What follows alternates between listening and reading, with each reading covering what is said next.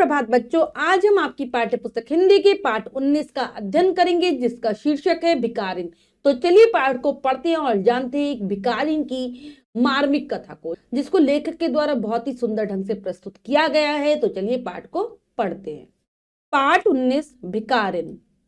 प्रस्तुत पाठ के लेखक भारत के प्रसिद्ध कवि एवं लेखक रविंद्रनाथ टैगोर ने मनुष्य की स्वार्थपरता की भावना से प्रेरित होकर एक धनिक द्वारा मां की ममता का गला घोटने का बड़ा ही मार्मिक वर्णन किया है। तो बच्चों, जो पाठ के लेखक हैं वो हमारे जो बहुत ही प्रसिद्ध कवि हैं, जिनका नाम है रविंद्रनाथ टैगोर जी। ये कवि हैं, लेखक हैं। इन्होंने बताया है पाठ में कि मनुष्य कई बार कितना स्वार्थी हो जाता है कि वो किसी को सताने में भी आनंद का ही अनुभव करता है। उसे पता ही नहीं होता कि उसके द्वारा किसी को कितना दुख दिया जा रहा है। तो चलिए पाठ को पढ़ते हैं और जानते हैं मनुष्य की स्वार्थपरता के विषय में कि वो अपनी ही भलाई सोचते। पाठ को पढ़ते हैं। तो बच्चों, ये पाठ दृश्यों में बांटा गया है। पहला दृश्य, दृश्य 1। अंधी प्रतिदिन मंदिर के दरवाजे पर खड़ी होती, दर्शन करने वाले बाहर निकलते तो अपना हाथ फैला देती और नम्रता से प्रश्न करती, बाबूजी अंधी पर दया हो जाए। तो ये कहानी है एक अंधी भिखारिन की, जो रोजाना मंदिर के दरवाजों के बाहर जाकर खड़ी हो जाती थी। मंदिर में जो भी दर्शन करने के लिए आता था भगवान के, तो वो उनके आगे, बाहर निकलने वालों के आगे अपना हाथ फैलाकर उनसे बहुत ही नम्रता, मतलब बहुत ही प्यार से भीख मांगा करती थी। ठीक है, तो वो बहुत ही दीनता के साथ, नम्रता यानी कि दीनता के साथ उनसे भीख मांगा करती थी और कहा करती थी कि बाबूजी अंधे पर दया हो जाए। वह जानती थी कि मंदिर में आने वाले सहृदय और दयालु हुआ करते हैं। उसका यह अनुमान असत्य न था। आने वाले 2-4 पैसे उसके हाथ पर रख देते थे। अंधी उनको दुआएं देती और उनकी सहृदयता को सराहती स्त्रियां उसके पल्ले में थोड़ा बहुत अनाज डाल जाया करती थी। तो अंधी क्या करती थी? अंधी ये बात जानती थी, मतलब अंधी भिखारिन ने यह बात जानती थी कि मंदिर में जो भी लोग आएंगे वो बहुत ही उदार होंगे, दयालु होंगे, उस पर दया किया, मतलब दया कर देंगे। तो उसकी ये बात गलत भी ना थी। जो भी मंदिर से निकलता उसके हाथ में 2-4 पैसे रख ही देता था और वो उनको बहुत दिल से दुआएं देती कि मतलब सबके भले के लिए कामना करती थी। जो मंदिर में महिलाएं आती थी उसकी झोली में अनाज डाल दिया करती थी, थोड़ा बहुत अनाज। सुबह से शाम तक वह इसी प्रकार हाथ फैलाए खड़ी रहती। उसके पश्चात मन ही मन भगवान को प्रणाम करती और अपनी लाठी के सहारे झोपड़ी की राह पकड़ती। तो उसका ये रोजाना का काम था। सुबह से शाम तक वह ऐसे ही भीख मांगा करती थी और शाम जब हो जाती तो मन से भगवान को प्रणाम करती, धन्यवाद देती और लाठी के सहारे अपनी झोपड़ी पर आ जाती थी। उसकी झोपड़ी नगर से बाहर थी। रास्ते में भी वह याचना करती जाती, किंतु राहगीरों में अधिक संख्या श्वेत वस्त्र वालों की होती, जो पैसे देने की अपेक्षा झिड़कियां दिया करते। तो वो पूरे रास्ते जब वो जाती थी अपने घर में, तो रास्ते में भी याचना यानी कि मांगती हुई जाती थी। लेकिन ज्यादातर जो रास्ते में मिलते थे मुसाफिर, राहगीर, ज्यादातर ऐसे होते थे श्वेत वस्त्रधारी यानी कि अमीर लोग हुआ करते थे, जो कि उसे पैसा तो क्या ही देते, बल्कि उसको झिड़कियां ही मिलती थी, डांट ही देते थे। तब भी अंधी निराश न होती और उसकी याचना बराबर जारी रहती। झोपड़ी तक पहुंचते पहुंचते उसे 2-4 पैसे मिल जाते, लेकिन इस बात से वो कभी भी दुखी नहीं होती थी, निराश नहीं होती थी। वह मांगती ही जाती थी और 2-4 पैसे उसे घर पहुंचते पहुंचते मिल ही जाया करते थे। झोपड़ी के समीप पहुंचते ही 1-2 वर्ष का लड़का आता और उससे चिपट जाता। अंधी टटोलकर उसके मस्तक को चूमती। बच्चा कौन है, किसका है, कहाँ से आया है, इस बात से कोई परिचित न था। तो जैसे ही वो अपनी झोपड़ी के पास पहुंचती थी, 1-2 साल का बच्चा आकर उससे चिपट जाता था। अंधी उसका, मतलब उसको हाथ से, क्योंकि वो उसे दिखता तो था ही नहीं, हाथ से फिर कर देखती, उसके माथे को चूम लेती थी, प्यार करती थी उसे बहुत। लेकिन ये बात कोई नहीं जानता था, ये किसका बच्चा है, कहाँ से आया है, इस बात को कोई भी नहीं जानता था। 5 वर्ष हुए, पास पड़ोस वालों ने उसे अकेला देखा था। इन्हीं दिनों संध्या के समय लोगों ने उसकी गोद में एक बच्चा देखा, वह रो रहा था। अंधी उसका माथा चूम चूम कर उसे चुप कराने का प्रयत्न कर रही थी। तो 5 साल पहले अंधी यहाँ पर, मतलब इस झोपड़ी में आकर रहने लगी थी। किसी ने उसके पास कोई बच्चा नहीं देखा था, वो अकेली रहा करती थी। लेकिन थोड़े समय पहले उसकी गोद में सब लोगों ने एक बच्चा देखा और वो बहुत रो रहा था और अंधी उसे बहुत प्यार से चुप करा रही थी, ऐसा लोगों ने देखा था। यह कोई असाधारण घटना न थी, अतः किसी ने भी ने पूछा कि बच्चा किसका है। उसी दिन से वह बच्चा अंधी के पास था और प्रसन्न था। तो कोई ऐसी घटना नहीं थी कि जिस पर ज्यादा विचार किया जा सके। ये कि उसके पास, अंधी के पास बच्चा कहाँ से आया, इसलिए लोगों ने पूछा भी नहीं कि किसका बच्चा है, क्योंकि वह बच्चा भी उसके साथ बहुत खुश रहता था, प्यार कर मतलब प्यार से रहता था उस बच्चे के पास, उस अंधी के पास, और बहुत खुश भी रहता था। उसको वह अपने से अच्छा खिलाती और पहनाती। अंधी ने अपनी झोपड़ी में एक हांडी गाड़ रखी थी। संध्या समय जो कुछ मांग कर लाती उसमें डाल देती और उसे किसी वस्तु से ढाप देती। तो वो जो भिखारिन थी, वो अपने से अच्छा खिलाने का प्रयास करती थी, उस बच्चे को अपने से अच्छा पहनाती थी, खिलाती थी। उसने अपनी झोपड़ी के अंदर एक हांडी रख रखी थी। हांडी मतलब जैसे मटकी होती है उस टाइप से रख रखी थी। जो भी उसे कुछ मिलता उसमें हंडिया में डाल देती थी और किसी चीज से उसे ढककर रख देती थी, इसीलिए कि दूसरे व्यक्तियों की दृष्टि उस पर ना पड़े। खाने के लिए अन्न काफी मिल जाता था, उससे काम चला लेती। पहले बच्चे को भरपेट खिलाती, फिर स्वयं खाती। रात को बच्चे को अपने वक्त से लगाकर वहीं पड़ी रहती। प्रातःकाल होते ही उसको खिला पिलाकर फिर मंदिर के द्वार पर जा खड़ी होती। तो उसमें जो हांडी में वो क्या रखती थी, बच्चों वो पैसे रख देती थी, क्योंकि अन्न तो उसे काफी मिल जाता था, उस अन्न से ही अपना गुजारा करती थी। पहले वो बच्चे को अच्छे से खिलाती थी और बाद में खुद खाती थी, और फिर रात के समय उसे अपने से चिपटा कर सो जाया करती थी। सुबह फिर वही काम था उसका रोजाना का, बच्चे को अच्छे से खिलाती पिलाती तैयार कर देती थी और फिर अपने काम पर चली जाती, यानी कि मंदिर के द्वार पर जाकर खड़ी होकर भीख मांगने लगती। अब अगला दृश्य है दृश्य 2।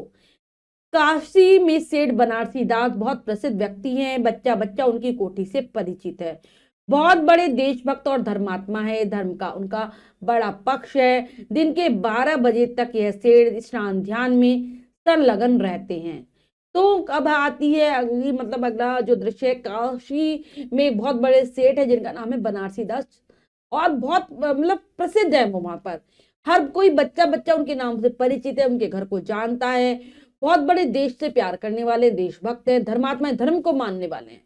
धर्म का तो वो इतना अधिक पालन करते हैं कि सुबह दिन के 12 बजे तक तो वो इसी में लगे रहते हैं, स्नान में, पूजा पाठ में, इसमें ही। उनकी कोठी पर हर समय एक भीड़ लगी रहती थी। कर्ज के इच्छुक तो आते ही थे, परंतु ऐसे व्यक्तियों का भी तांता बना रहता जो अपनी पूंजी सेठ के पास धरोहर के रूप में रखने आते थे। तो उनकी जो कोठी है वहां पर हमेशा भीड़ ही रहती थी। कुछ लोग तो कर्ज मांगने आते थे उनसे, मतलब पैसे उधार लेने के लिए, और कुछ अपनी जो अमानत है, यानी कि जो उनका रुपया पैसा है उनके पास रख जाते अमानत के तौर पर। सैकड़ों भिखारी अपनी जमा पूंजी इन्हीं सेठ के पास जमा कर जाते थे। अंधी को भी यह बात ज्ञात थी, किंतु पता नहीं वे अपनी कमाई यहाँ जमा करने में क्यों हिचकिचाती रही। तो बहुत सारे ऐसे भिखारी भी थे जो कि अपना रुपया पैसा सेठ जी के पास जमा कर देते थे। तो ये बात वो अंधी भिखारिन भी जानती थी, लेकिन आज तक उसने कभी जमा नहीं कराया था सेठ जी के पास। वो हिचकती थी, उसे संकोच होता था। ये बात नहीं पता कि क्यों होता था। उसके पास काफी रुपए हो गए थे, हांडी पूरी भर गई थी। उसको शंका थी कोई उसका धन चुरा न ले। एक दिन संध्या समय अंधी ने वह हांडी उखाड़ी और अपने फटे हुए आंचल में छुपाकर सेठ जी की कोठी पर जा पहुंची। तो क्योंकि उस भिखारी के पास भी काफी रुपया पैसा इकट्ठा हो गया था, पूरी हांडी उसकी भर गई थी, तो उसे यह भी डर रहता था कि कहीं कोई उसके पैसे चुरा कर ना ले जाए। इसीलिए वह एक बार शाम के समय अपनी हांडी लेकर सेठ जी के पास पहुंच जाती है। सेठ जी बही खाते के पृष्ठ उलट रहे थे। उन्होंने पूछा, क्या है बुढ़िया? तो सेठ जी क्या कर रहे थे, अपनी जो बही बही होते हैं बच्चों, जिसमें सारे हिसाब किताब लिखा जाता है, तो वो पन्ने उलट रहे थे। देखते ही उसको पूछते, क्या है बुढ़िया? अंधी ने हांडी उनके आगे सरका दी और डरते डरते कहा, सेठ जी इसे आप अपने पास जमा कर लो, मैं अंधी अपाहिज कहाँ रखती फिरूंगी। तो वो हांडी सेठ जी के आगे कर देती, कहती है इसको अपने पास जमा कर लो, मैं कहाँ कहाँ इसे रखती फिरूंगी, मैं अपाहिज हूँ, विकलांग हूँ, मतलब, तो आप रख लो। सेठ जी ने हांडी की ओर देखकर कहा, इसमें क्या है? अंधी ने उत्तर दिया, भीख मांगकर अपने बच्चे के लिए 2-4 पैसे इकट्ठे किए हैं, अपने पास रखती डरती हूँ, कृपया आप इन्हें अपनी कोठी में रख लो। तो पूछते क्या है इसमें, मटकी में क्या है? वो कहती है मैंने अपने बच्चे के लिए थोड़े पैसे इकट्ठे किए हैं, आप अपने पास रख लो, क्योंकि मुझे डर लगता है अपने पास रखने से कहीं कोई चोर ना चुरा ले। सेठ जी ने मुनीम की ओर संकेत करते हुए कहा, भई में जमा कर लो। फिर बुढ़िया से पूछा, तेरा नाम क्या है? अपने मुनीम को कह देते इशारा करते हुए कि इसके पैसे जमा कर लो, और पूछते हैं तेरा नाम क्या है? अंधी ने अपना नाम बताया। मुनीम जी ने नकदी गिनकर उसके नाम से जमा कर ली। अंधी सेठ जी को आशीर्वाद देती हुई अपनी झोपड़ी में चली गई। तो अंधी अपना नाम बताती है, उसके नाम से मुनीम पैसा जमा कर लेता है, वो आशीर्वाद देती हुई वहां से चली जाती है। अब अगला दृश्य होता है दृश्य 3। 2 वर्ष बहुत सुख के साथ बीते। इसके पश्चात एक दिन लड़के को ज्वर ने आ दबाया। अंधी ने दवा दारू कि झाड़ फूक से भी काम लिया, टोने टोटके की परीक्षा की, परंतु संपूर्ण प्रयत्न व्यर्थ सिद्ध हुए। तो 2 साल तो आराम से गुजर जाते हैं, लेकिन एक दिन अंधी का जो बच्चा था उसको ज्वर यानी कि बुखार आ जाता है। वो उसकी दवा करती है, दवाई खिलाती है, झाड़ फूक भी कराती है, टोने टोटके सब करती है, लेकिन कुछ भी सफलता नहीं मिलती। उसका बुखार सही होने का नाम नहीं ले रहा था। लड़के की दशा दिन प्रतिदिन बुरी होती गई। अंधी का हृदय टूट गया। साहस ने जवाब दे दिया, निराश हो गई, परंतु फिर ध्यान आया कि संभवतः डॉक्टर के इलाज से फायदा हो जाए। तो लगातार बच्चे की दशा खराब हो रही थी और अंधी का दिल भी एक तरीके से टूटता जा रहा था। उसकी हिम्मत जवाब दे रही थी कि वो क्या करे इस बच्चे के लिए। तभी उसे अचानक से याद आता है कि शायद डॉक्टर की दवाई से ये सही हो जाए। इस विचार के आते ही वह गिरती पड़ती सेठ जी की कोठी पर जा पहुंची। सेठ जी उपस्थित थे। फिर उसे ध्यान आते ही वो सेठ जी के पास जाती है। सेठ जी से मतलब सेठ जी के पास पैसे लेने के लिए जाती है और सेठ जी वहां होते हैं। अंधी ने कहा, सेठ जी मेरी जमा पूंजी में से 10-5 रुपए मिल जाए तो बड़ी कृपा होगी। मेरा बच्चा मर रहा है, डॉक्टर को दिखाऊंगी। तो अंधी कहती है कि मैंने आपके पास जो पैसे जमा करवाए थे उसमें से मुझे 5-10 रुपए दे दो। प्राचीन काल की घटना है बच्चों। तो कम पैसों का ही मतलब दवा हो जाती थी, डॉक्टर की फीस भी कम हुआ करती थी। कि मेरे बच्चा मर रहा है, मतलब मेरे बच्चे को बहुत तेज बुखार है, मैं डॉक्टर को दिखाऊंगी। सेठ जी ने कठोर स्वर में कहा, कैसी जमा पूंजी, कैसे रुपए, मेरे पास किसी के रुपए जमा नहीं है। तो सेठ जी बहुत ही कठोरता के साथ उसे जवाब देते हैं, झूठ बोल देते हैं कि मेरे पास कोई तेरा पैसा नहीं है, मेरे पास कोई कैसे रुपए मांगने आई हो, मेरे पास नहीं है। अंधी ने रोते हुए उत्तर दिया, 2 वर्ष हुए मैं आपके पास धरोहर के रूप में रख गई थी, दे दीजिए, बड़ी कृपा होगी। तो अंधी को रोना आ जाता है। वो कहती है, 2 साल पहले मैंने आपके पास अमानत के रूप में अपना पैसा रखा था, वो मुझे वापस दे दीजिए, बहुत कृपा होगी। सेठ जी ने मुनीम की ओर रहस्यमय दृष्टि से देखते हुए कहा, मुनीम जी जरा देखना तो इसके नाम की कोई पूंजी जमा है क्या, तेरा नाम क्या है री। तो सेठ जी मुनीम की तरफ देखते हैं रहस्य भरी दृष्टि से, मतलब जैसे कि वो समझा रहे मुनीम को कि मना कर देना देख कर। कहते हैं, देखो इसके नाम से कोई पैसा जमा है, और नाम पूछते हैं।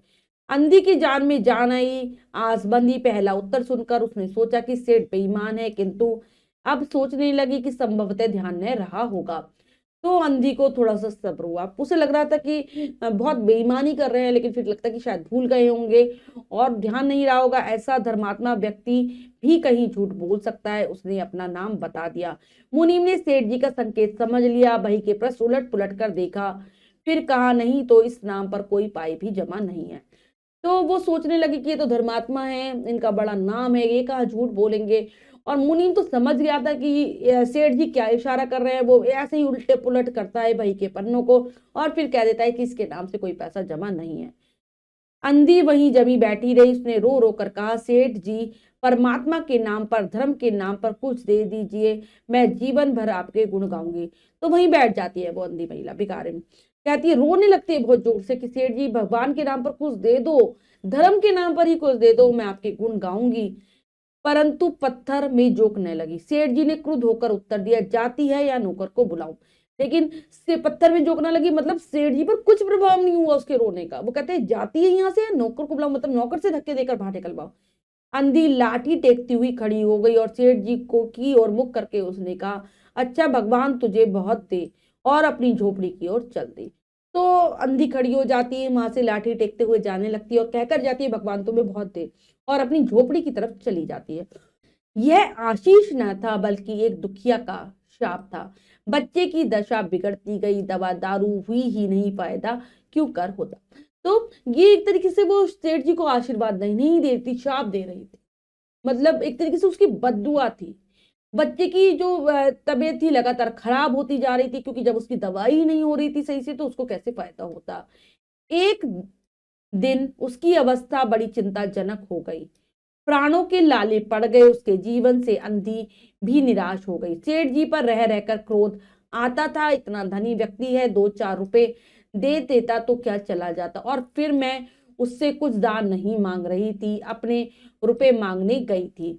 तो एक दिन उसकी हालत ज्यादा बिगड़ जाती है, बहुत चिंताजनक हो जाती है। ऐसा लगता था कि अब गया तब गया, मतलब उसकी प्राणों के जान के लाले पड़ने लगते हैं। ऐसा लगता है कि अब मर ही जाएगा। तो उस अंधी को बार बार उस सेठ जी के ऊपर गुस्सा आ रहा था कि कितना पैसे वाला व्यक्ति है, 2-4 रुपए दे देता तो क्या ही चला जाता उसका, और वैसे भी मैं कोई उससे पैसे नहीं मांग रही थी, मैं तो अपने पैसे ही मांग रही थी। सेठ जी से उसे घृणा हो गई। बैठे बैठे उसको कुछ ध्यान आया, उसने बच्चे को अपनी गोद में उठा लिया और ठोकरे। तो उसे नफरत हो रही थी सेठ जी के व्यवहार से, सेठ जी से। तभी उसे ध्यान आता है, वो बच्चे को अपनी गोद में लेकर चल देती है और ठोकरे खाती गिरती पड़ती सेठ जी के पास पहुंची और द्वार पर धरना देकर बैठ गई। बच्चे का शरीर जोर से भबक रहा था और अंधी का कलेजा भी। तो ठोकरे खाती हुई बेचारी अंधी गिरती पड़ती हुई सेठ जी के दरवाजे पर पहुंच जाती है और वहीं जमकर बैठ जाती है। बच्चे को बहुत तेज बुखार था और अंधी का ऐसा लग रहा था कि जैसे बच्चे का तो बुखार से शरीर भबक रहा है, तेजी से जल रहा है और अंधी का कलेजा भी चल रहा है। एक नौकर किसी काम से बाहर आया, अंधी को बैठी देखकर उसने सेठ जी को सूचना दी। सेठ जी ने आज्ञा दी कि उसे भगा दो। तो एक नौकर आता है, बाहर निकलता है किसी काम से और बताता है सेठ जी को जाकर कि अंधी दरवाजे पर बैठी हुई है।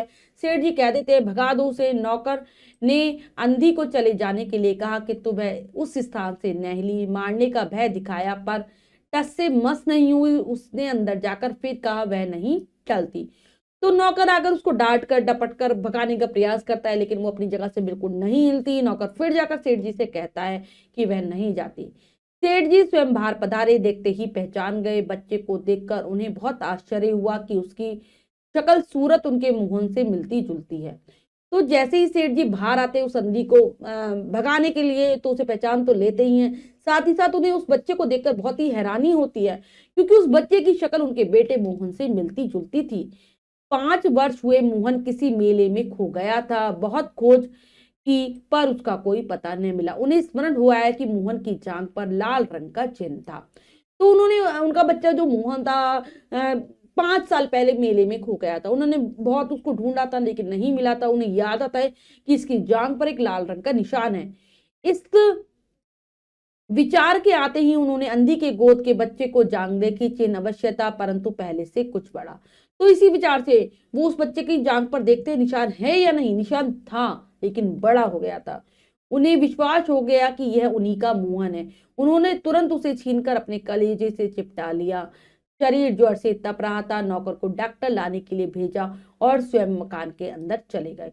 तो उससे अंधी भिखारिन से उस बच्चे को छीन लेते हैं, अपने हृदय से लगा लेते हैं। देखते हैं बहुत तेज बुखार है, नौकर से कहते हैं डॉक्टर को लेकर आओ और उस बच्चे को लेकर अंदर चले जाते हैं। अंधी खड़ी हो गई और चिल्लाने लगी, मेरे बच्चे को न ले जाओ, मेरे रुपए तो हजम कर गए, अब क्या मेरा बच्चा भी मुझसे छीनोगे। तो जोर जोर से चिल्लाने लगती है कि मुझसे मेरे बच्चे को मत छीनो, तुम मेरे पहले ही पैसे छीन चुके हो, क्या मेरे बच्चे को भी छीन लोगे। सेठ जी बहुत चिंतित हुए और कहा बच्चा मेरा है, यही एक बच्चा है, 5 वर्ष पूर्व कहीं खो गया था, अब मिला है, अब इसको जाने नहीं दूंगा और लाख प्रयत्न करके भी इसके प्राण बचाऊंगा। सेठ जी बहुत परेशान थे, बहुत चिंता से भर गए थे। वो कहने लगे मेरा बच्चा है और 5 साल पहले ये खो गया था इतनी मुश्किल में, तो अब ये मुझे मिला है, मैं इसको जाने नहीं दूंगा, कुछ भी करूंगा मैं इसके प्राणों को बचा लूंगा। अंधी ने जोर का ठहाका लगाया, तुम्हारा बच्चा है इसलिए लाख प्रयत्न करके भी उसे बचाओगे, मेरा बच्चा होता तो उसे मर जाने देते, क्यों, यह भी कोई न्याय है। इतने दिनों तक खून पसीना एक एक करके उसे पाला है, मैं उसको अपने हाथों से जाने नहीं दूंगी। खून पसीना एक करके उसे पाला है, मैं उसको अपने हाथों से नहीं जाने दूंगी। तो अंधी जोर जोर से हंसने लगती है, कहता है कि तुम्हारा बच्चा इसलिए लाख प्रयास करो कि तुम इसे बचा लोगे और मेरा बच्चा होता तो ऐसे ही मर जाने देते। ये कहाँ का न्याय है, कि कहाँ का इंसाफ है। मैंने अपना खून पसीना एक किया है इसको पालने के लिए, मैं इसे अपने हाथों से नहीं जाने दे सकती, मैं इसे तुम्हें नहीं दे सकती। सेठ जी की अजीब दशा थी, कुछ करते धरते नहीं बनता था। कुछ देर वहीं मौन खड़े रहे, फिर मकान के अंदर चले गए। अंधी कुछ समय तक खड़ी रोती रही, फिर वे अपनी झोपड़ी की ओर चलती। तो बहुत विचित्र दशा में थे इस समय सेठ जी, उनको कुछ समझ में ही नहीं आता क्या करें क्या ना करें। अंदर चले जाते हैं और अंधी भी कुछ देर तक वहीं खड़ी रहती है, फिर अपनी झोपड़ी की तरफ चली जाती है। दूसरे दिन प्रातःकाल प्रभु की कृपा हुई, या दवा ने अपने जादू का सब प्रभाव दिखाया। मोहन का ज्वर उतर गया। होश आने पर उसने आंखें खोली तो सर्वप्रथम शब्द उसकी जबान से निकला, माँ। अगले दिन भगवान की कृपा होती है या दवाई का प्रभाव हम कह सकते हैं, उसका जो बुखार था वो उतर जाता है मोहन का, उसे होश आने लगता है और वह सबसे पहला आंखें खोलकर सबसे पहले अपनी माँ को बुलाता है, माँ कहता है। चारों ओर अपरिचित शक्लें देखकर उसने अपने नेत्र बंद कर लिए। उस समय से उसका ज्वर फिर अधिक होना शुरू हो गया। मामा की रट लगी हुई थी। डॉक्टरों ने जवाब दे दिया। सेठ जी के हाथ पांव फूल गए। चारों ओर अंधेरा दिखाई पड़ने लगा। चारों ओर अनजान लोगों की शक्लों को देखकर मोहन घबराने लगता है। अपनी आंखें फिर से बंद कर लेता है और फिर से उसको तेज बुखार हो जाता है। वह लगातार मामा ही बोल रहा था और डॉक्टर ने भी जवाब दे दिया था कि अब इसको कोई सही नहीं कर सकता। और सेठ जी के हाथ पांव फूलने लगे। मतलब सेठ जी बहुत घबरा गए। उन्हें ऐसा लग रहा था कि उनकी आंखों के सामने अंधेरा छाता जा रहा है। क्या करूं, एक ही बच्चा है, इतने दिनों बाद मिला है, मिला भी तो मृत्यु उसको चंगुल में दबा रही है, इसे कैसे बचाऊं। तो उसकी समझ में नहीं आ रहा था कि वो क्या करे। इतनी दिनों बाद उन्हें बच्चा मिला था लेकिन वो भी मौत के मुंह में फंसा हुआ था। समझ में नहीं आ रहा था उन्हें कि वो उस बच्चे को कैसे बचाए। सहसा उन्हें अंधी का ध्यान आया। पत्नी को बाहर भेजा कि देखो कहीं वह अब तक द्वार पर न खड़ी हो। परंतु वह यहाँ कहां, सेठ जी ने पिटन तैयार कराई और बस्ती से बाहर उसकी झोपड़ी पर पहुंचे। तो अचानक से सेठ जी को यही ध्यान आता है कि शायद वो अंधी इसको बचा सकती है और कहते हैं अपनी पत्नी को जाओ बाहर जाकर देखो वह अंधी खड़ी होगी। लेकिन वो तो चली गई थी। वो अपनी गाड़ी तैयार करते हैं और अंधी की झोपड़ी में चले जाते हैं। झोपड़ी बिना द्वार के थी। अंदर गए, देखा कि अंधी एक फटे पुराने टाट पर पड़ी है और उसके नेत्रों से अश्रुधारा बह रही थी। सेठ जी ने धीरे से उसे हिलाया। उसका शरीर भी अग्नि की भांति तप रहा था। तो झोपड़ी में दरवाजा तो था नहीं। सेठ जी अंदर जाते हैं तो देखते हैं कि वो पुराने फटे टाट यानी कि जो बोदी का सा टुकड़ा है उस पर लेटी हुई है। उसके आंखों से लगातार आंसू बह रहे हैं। जब सेठ जी उसे हिलाते हैं तो पता चलता है कि इसको भी बुखार है। सेठ जी ने कहा, बुढ़िया तेरा बच्चा मर रहा है, डॉक्टर निराश हो गए हैं, रह रहकर वह तुझे पुकारता है, अब तू ही उसके प्राण बचा सकती है, चल और मेरी नहीं अपने बच्चे की जान बचा ले। सेठ जी ने कहा कि वो बच्चा मर रहा है, तेरा बच्चा है वो, और बार बार वो तुझे ही बुला रहा है, तू ही उसके प्राणों को बचा सकती है, उसकी जान बचा सकती है। डॉक्टर ने तो जवाब दे दिया है, तू मेरी बात मत सुन लेकिन अपने बच्चे की जान बचा ले। अंधी ने उत्तर दिया, मरता है तो मरने दे, मैं भी मर रही हूं, हम दोनों फिर स्वर्गलोक में माँ बेटे की तरह मिल जाएंगे। इस लोक में सुख नहीं है, वहां मेरा बच्चा सुख में रहेगा, मैं वहां उसकी सुचारू रूप से सेवा शुश्रूषा करूंगी। तो अंधी भी गुस्से में यही जवाब देती है कि मरता है तो मरने दो, हम दोनों, मैं भी तो मर ही रही हूँ, हम दोनों स्वर्गलोक में जाकर फिर से मिल जाएंगे माँ बेटे की तरह, क्योंकि इस संसार में तो सुख है ही नहीं। वहां हम दोनों आराम से सुखी रहेंगे और वहां मैं अपने बच्चे की अच्छे से सेवा और देखभाल कर पाऊंगी। सेठ जी रो दिए। आज तक उन्होंने किसी के सामने सिर नहीं झुकाया था, किंतु उस समय अंधी के पांव पर गिर पड़े और रो रो कर कहा, ममता की लाज रख लो, आखिर तुम भी उसकी माँ हो, चलो तुम्हारे चलने से बच जाएगा। ममता शब्द ने अंधी को विकल कर दिया। उसने तुरंत कहा, अच्छा चलो। सेठ जी बहुत जोर जोर से रोने लगे। आज तक तो उन्होंने किसी के सामने सिर नहीं झुकाया था, लेकिन आज वो अंधी के पैरों में गिरे हुए उससे प्रार्थना कर रहे थे। कहते, ममता यानी कि माँ के प्यार की लाज रख लो, और तुम भी तो उसकी माँ हो, तुम्हारे चलने से वह बच जाएगा। और इस बात ममता शब्द ने अंधी को एकदम बेचैन कर दिया। वह चल दी उनके साथ। सेठ जी ने सहारा देकर उसे बाहर लाए और फिर फिटन घर की ओर दौड़ने लगी। उस समय सेठ और अंधी भिखारिन दोनों की इच्छा थी कि शीघ्र अपने बच्चे के पास पहुंच जाए। फिर वो अपनी गाड़ी में बैठाकर उसे घर ले आते हैं। बहुत जल्दी से चाहते हैं कि वो पहुंच जाए। कोठी आ गई। सेठ जी ने सहारा देकर अंधी को उतारा और अंदर ले गए और ले जाकर चारपाई के समीप उसको खड़ा कर दिया। उसने टटोल कर मोहन के माथे पर हाथ फेरा। सेठ जी घर आ जाते हैं, अंधी को मोहन के पास ले जाकर खड़ा कर देते हैं। अंधी प्यार से उसके माथे पर हाथ फेरने लगती है। मोहन पहचान गया कि यह उसकी माँ का हाथ है। उसने तुरंत नेत्र खोल दिए और उसे अपने समीप खड़े हुए देखकर कहा, माँ तुम आ गई। तो मोहन भी पहचान लेता है कि उसकी माँ का हाथ है। आंखें खोल देता है और कहता है, माँ तुम आ गई। जैसे वो देखता है उस अंधी भिखारिन को अपने पास खड़े हुए। अंधी ने स्नेह भर स्वर में उत्तर दिया, हाँ बेटा, तुम्हें छोड़कर कहाँ जा सकती हूँ। और अंधी भी प्यार से कहती है कि मैं तुम्हें छोड़कर कहाँ जा सकती हूँ। अंधी भिखारिन मोहन के सिरहाने बैठ गई और उसका सिर अपनी गोद में रख लिया।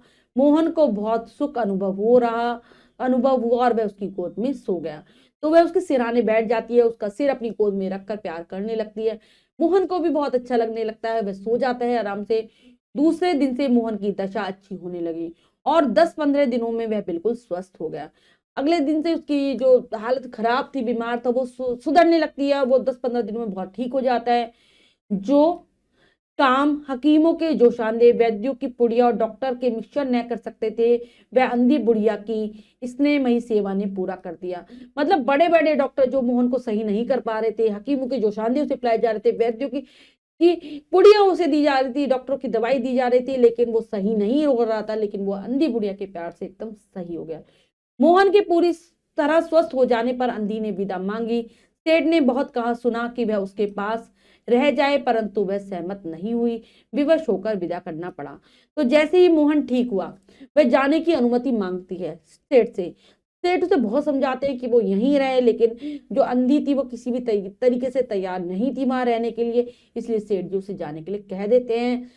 अब चलने लगी तो सेठ जी ने रुपयों की एक थैली उसके हाथों में दे दी। अंधी ने पूछा इसमें क्या है, और जाते वक्त सेठ उसे रुपयों की थैली हाथ में पकड़ा देते हैं। वो पूछती क्या है। सेठ जी ने कहा इसमें तुम्हारी धरोहर है, तुम्हारे रुपए, मेरा ही है अपराध।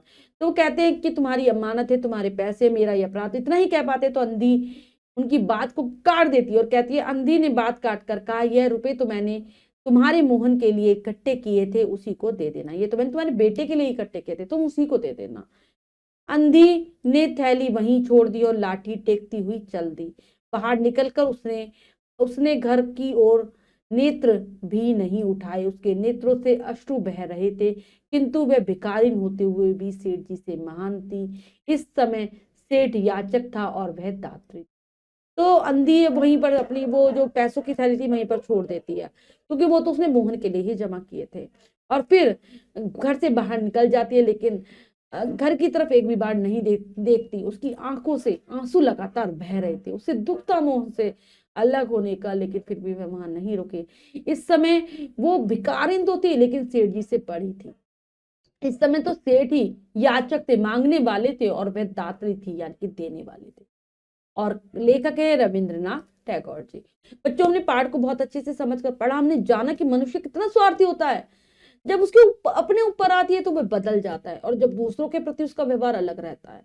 तो ये पाठ हमें यही सिखाता है कि हमें गरीबों के साथ बुरा व्यवहार नहीं करना चाहिए, क्योंकि कई बार हम बुरा करते हैं तो वो बुरा हमारे ऊपर ही आ जाता है। तो हमें सभी की मदद करनी चाहिए, सबकी परेशानियों को समझना चाहिए। अब हम पाठ के शब्दार्थ कर लेते हैं। नर्मता, दीनता, सहृदय, उदार, याचना, मांगना, राहगीर, रास्ता चलने वाले, अपेक्षा, बदले में, निराशा, ना उम्मीद, असाधारण, असामान्य, देशभक्त, देश से प्रेम करने वाला, धरोहर, अमानत, अपाहिज, विकलांग, ज्वर, बुखार, रहस्यमयी, भेद भरी, शाप, दुर्वचन, ममता, माँ का प्यार, विकल्प, बेचैन, सहमत, राजी होना, याचक, मांगने वाला, और दात्री, देने वाली। तो ये है पाठ के शब्दार्थ, इन्हें आप बहुत अच्छे से याद करेंगे। अब हम पाठ का अभ्यास कार्य कर लेते हैं, जो कि है लिखिए में से। पहला प्रश्न पढ़ते हैं, करने का प्रयास करते हैं बच्चों। सही उत्तर वाले गोले को रंगिए। प्रश्न में 4 विकल्प है, 3 विकल्प गलत है, 1 विकल्प सही है। हमें सही विकल्प को चुनना है, सही का निशान लगा देना है। करते हैं। अंधी को वह लड़का मिला था 5 वर्ष पहले, 2 वर्ष पहले, 10 वर्ष पहले, 2 महीने पहले, तो उसे 5 साल पहले मिला था। अंधी ने अपने रुपयों की हांडी किसके पास जमा कर दी थी? पंडित जी के, सेठ जी के, ठाकुर के, मुनीम के। तो उन्होंने अपने रुपयों की हांडी सेठ जी के पास जमा कर दी थी। अंधी के लड़के को दबा लिया था भूत ने, चुड़ैल ने, राक्षस ने, ज्वर ने। तो ज्वर हो गया तो उसे बुखार हो गया था। अंधी के रुपए मांगने पर सेठ ने कहा कि मेरे पास किसी के रुपए जमा नहीं है, रुपए जमा है। दोनों सही, दोनों गलत। तो उन्होंने कहा था रुपए जमा नहीं है। होश में आने के बाद मोहन के मुख से पहला शब्द निकला पिताजी, ईश्वर, माँ, पापा। तो उसके मुख से पहला शब्द निकला था माँ। बच्चे को देखकर सेठ को लगा कि यह मेरा नौकर है, बेटा मोहन है। शत्रु है, मेरा मित्र है, तो बेटा मोहन है। रिक्त स्थान भरिए। उस दिन से वह बच्चा अंधी के पास था और प्रसन्न था। बच्चा बच्चा उनकी कोठी कोठी से परिचित था।